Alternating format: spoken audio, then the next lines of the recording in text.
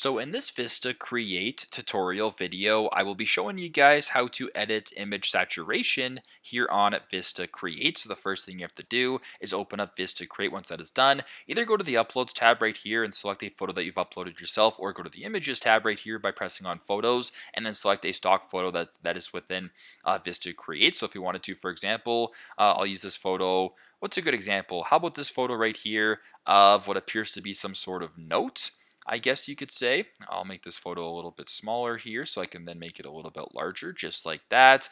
Now, if you wanted to, for example, edit the image saturation, it's fairly straightforward. I press on the image right here, go to the top left-hand side where it says Edit Image, press on that, and then slide down all the way to the bottom here to where it says Advanced Settings, and then where it says right here Saturation, simply just slide this bar to the right to increase saturation, or slide this bar to the left to decrease it. So fairly straightforward, fairly simple. This is how to edit image saturation here on VistaCreate. Thanks again for watching, and I hope this video helps.